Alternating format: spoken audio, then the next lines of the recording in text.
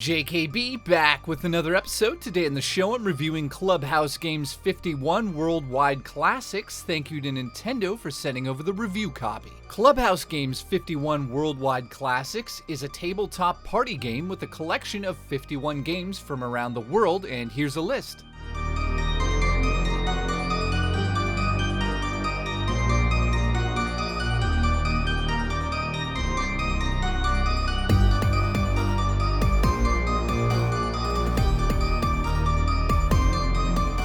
The collection features so many interesting games from around the world, and even a few that will make no sense at all. You know, collection games of this sort are almost as fun to play as putting sand down your pants during a fight with a Sith Lord.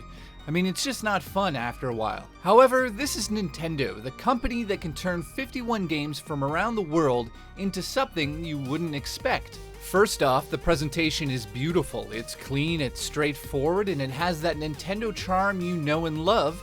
There's a ton of ways to play these games, from solo play against an AI computer that is actually challenging at times in many of the games. Just like mobile gaming, the touchscreen is a very important, integral part to this experience, especially if you want to play two players on the go. Say you're at the park, you just drop the system on the grass or on a table, and then you just play the games two players using the touchscreen in real time.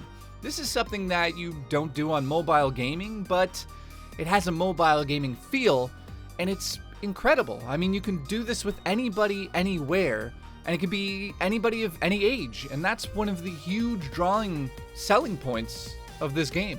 Now, I should point out that not all the games can be played this way, of course, and that's, understandable. Many of these games may not make any sense to you to begin with. However, you will get instructions at the start of each of these games that will explain to you how to play.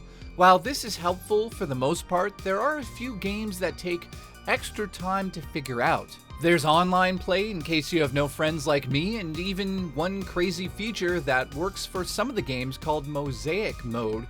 This is where you take the system and place it to another system on the ground, and the games will extend onto the other screens. So it's crazy to see this. So when you're playing the slot car game, for example, you can make bigger tracks. Now, while this is cool, I feel that this function is sort of for children. In amazement, they'll be like, oh my god, the track is going across all the screens. To adults, it's interesting for 2 minutes. And then you're like, great, why did I put 4 switches on the ground? Now they're all dirty. I never expected to really enjoy this title. I thought it would be just sort of a simple game that you play with your friends and you get bored after each of the games and you play it a few times and that's that. But I was wrong. This is like the perfect game for the Nintendo Switch. There's a game for everybody, and while a few of these games will get boring over time, I don't think it's really designed to be played for hours on end. It's about those slow moments when you're with a friend and you just want to show off your Connect 4 skills because you want to feel better than them. You can do that at the park now. I can see kids at school going crazy for this game. It's something I would have loved to have in grade school, to be able to say I'm the champion of Connect 4.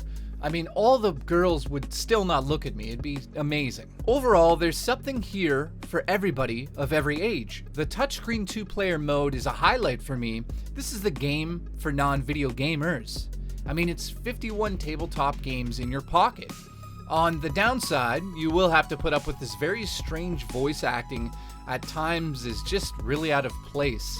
I don't quite understand why they went with that direction.